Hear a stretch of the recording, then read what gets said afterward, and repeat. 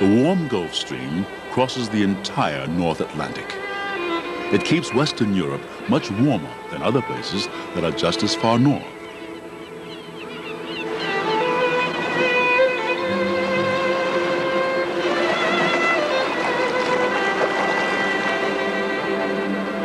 As the Gulf Stream brushes the western coast of Ireland, it creates conditions found nowhere else in northern Europe.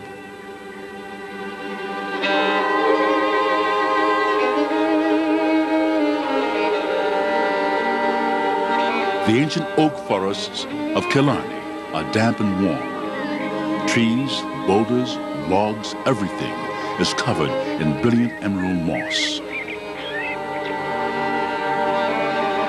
It's just right for a creature that otherwise lives only in southern Europe, the Kerry-spotted slug.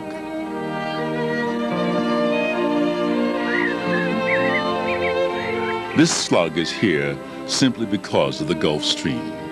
The huge sweep of tropical water keeps a few square miles of Killarney warm enough for the slugs to flourish.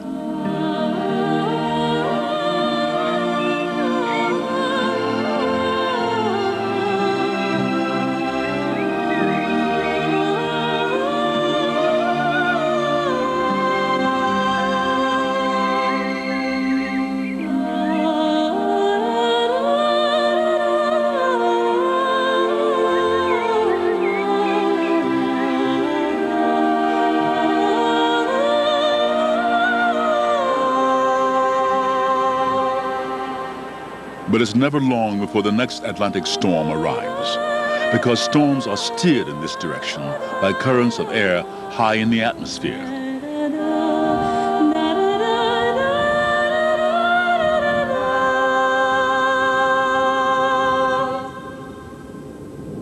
Clouds, rain, storms, wind, all our weather as we know it takes place in the lower part of the atmosphere, but rise above these clouds, and the atmosphere is very different. Instead of the turmoil of storm clouds, there are narrow, fast streams of wind blowing at over 180 miles per hour, the jet streams. Just as the ancient sailing ships rode the trade winds, modern airliners use the jet streams to speed up their journeys.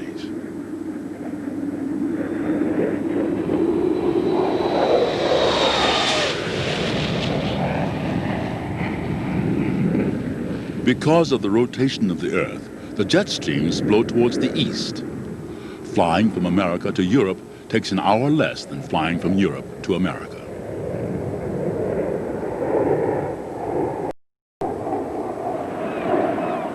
Back across the North American continent, a rich, cold current flows south along the California coast.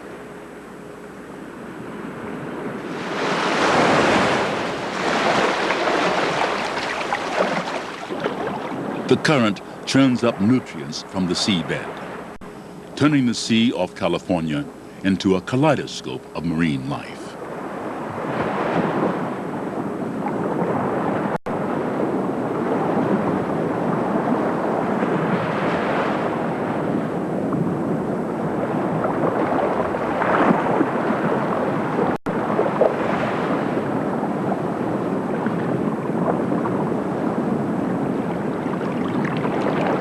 In this cold water, sea otters dive for food, shellfish, through huge forests of kelp.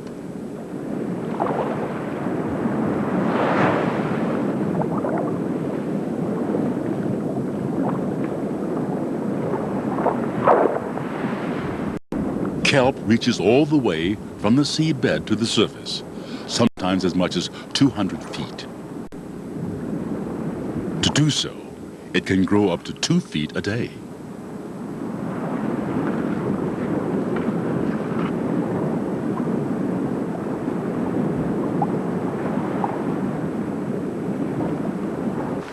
For a sea otter, finding food in these rich waters is easy.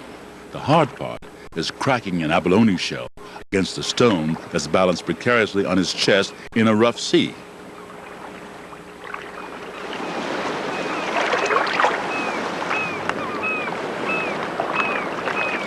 Sometimes Sometimes sea otters have company for dinner.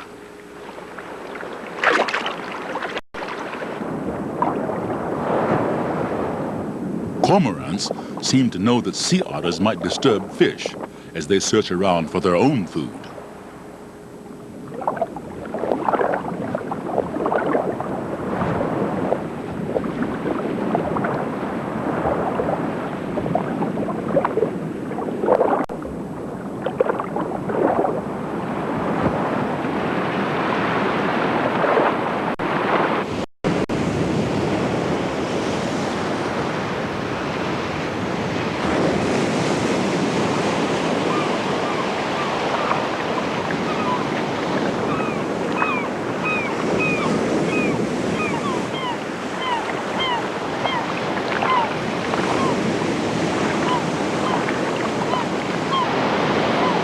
Cold water supports the forests of giant kelp in the sea, but it also supports forests of giant trees on the land.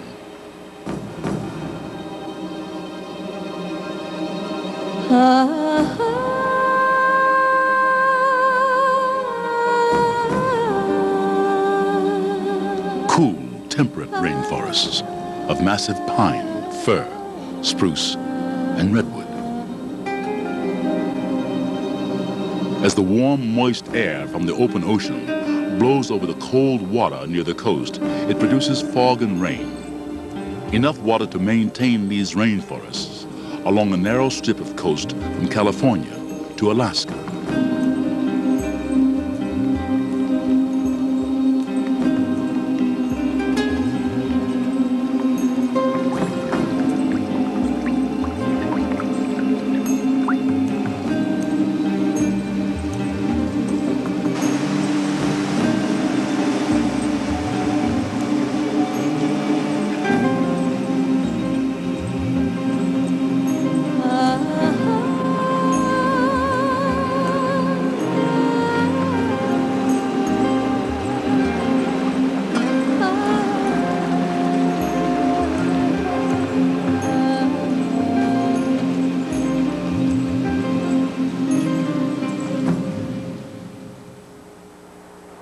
The cold California current also makes it possible to harness the wind.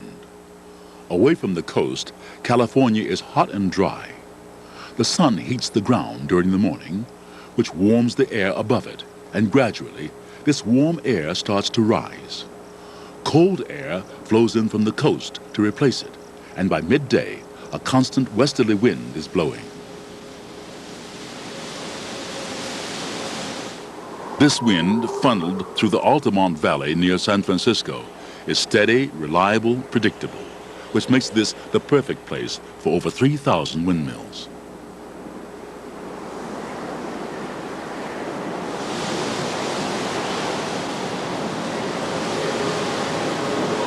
It's hard to imagine the power of the winds that blow over the face of the earth, but even a gentle breeze can provide enough energy to power an entire city.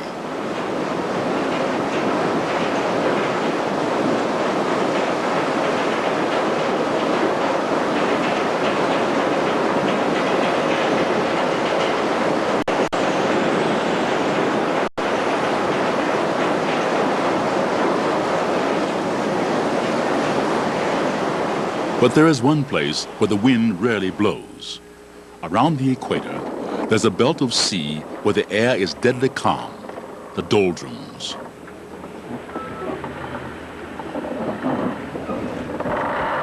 Sailing ships trying to cross the equator could be stranded here for weeks in sweltering, humid conditions, driving the crew insane.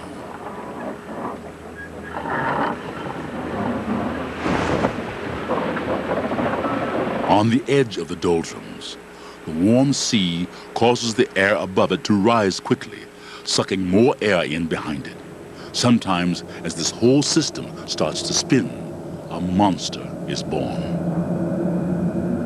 A tropical depression, a huge rotating storm bringing strong winds, torrential rain, and thunderstorms.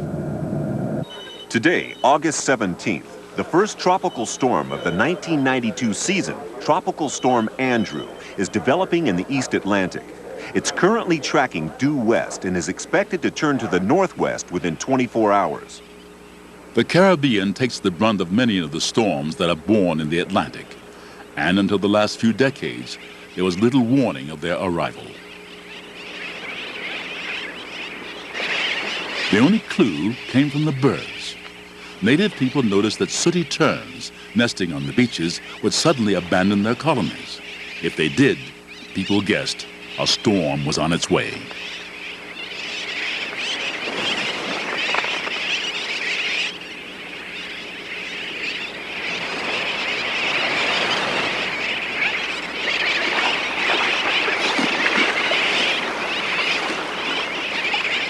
All over the Caribbean and Central America, a tropical storm was a powerful living being. The god of strong winds was Hurricane. The Spanish conquerors gave his name to the most violent form of tropical storm, the hurricane. As from today, August 22nd, Tropical Storm Andrew is upgraded to a hurricane. It is now tracking directly west and gaining strength. A hurricane watch is posted for the northwest Bahamas from Andros to a hurricane, the most powerful force on the planet, given life by the warm tropical ocean.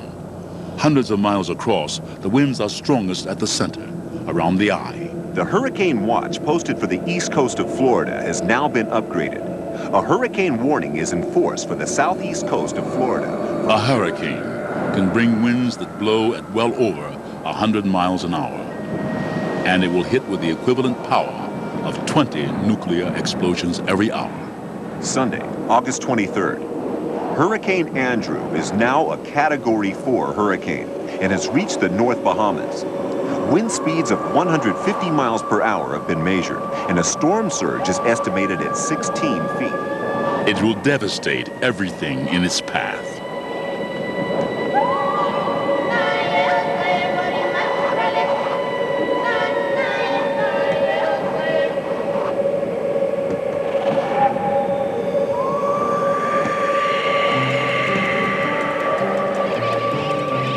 On the evening of Saturday, August 23rd, 1992, the hurricane watch, posted for Florida's west coast, was stepped up to a hurricane warning. Along with the birds, the people had just one option: evacuate.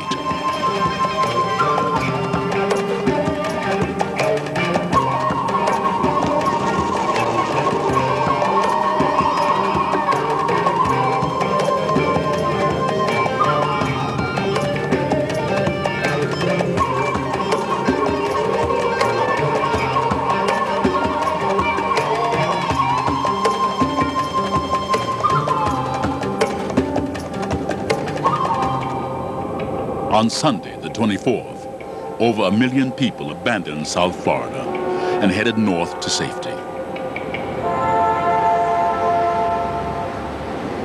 At 3 a.m. on the morning of the 25th, Hurricane Andrew slammed into the coast just south of Miami.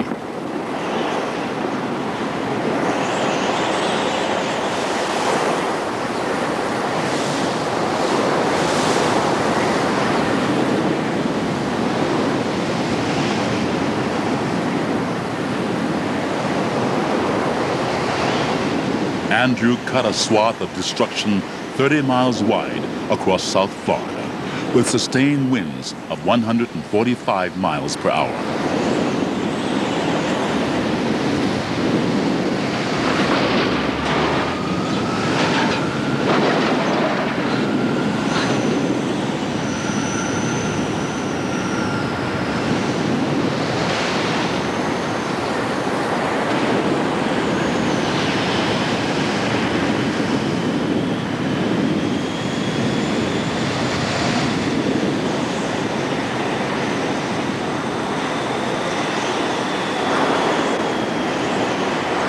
Its trail of devastation was unbelievable.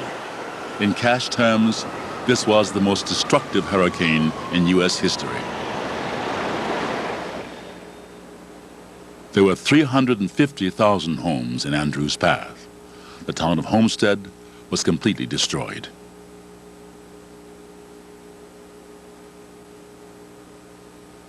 Hurricane Andrew has passed over the southern half of Florida and into the Gulf of Mexico, where it's now heading for the coast of Louisiana. It's now a Category 3 hurricane, and a hurricane warning is still in place for the northern Gulf Coast.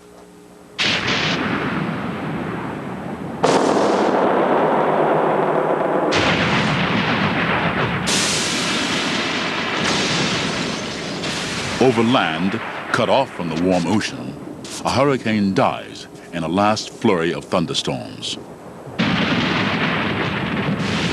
But over the flat plains of the central United States, the moving warm air collides with cold air moving down from the north. This can produce violent spinning vortexes. And when one of these vortexes touches the ground, it creates a monster that's dangerous, unpredictable, and personal. A tornado. A finger of chaos reaches down to the earth and annihilates everything it touches.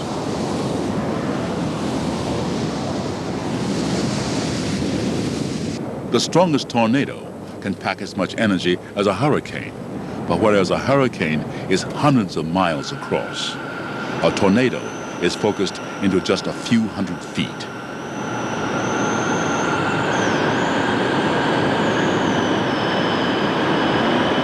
We only notice the forces of wind and water when they create havoc. But these storms are the safety valves in the wind and water system, releasing excess energy. They're part of the smooth running of our world.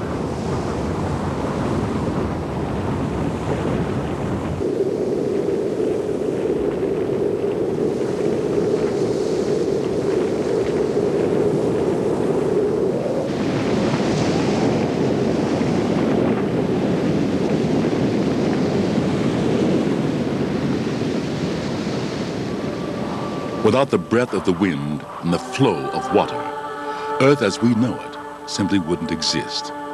These two great forces set life on its course and carry it along its way.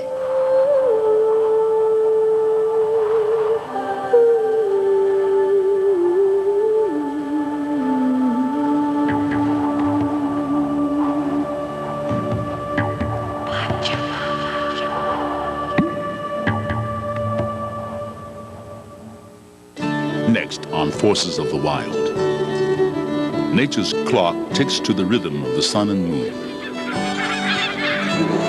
No living creature can escape the influence of the heavenly partners. To learn more about what you've seen on this nature program, visit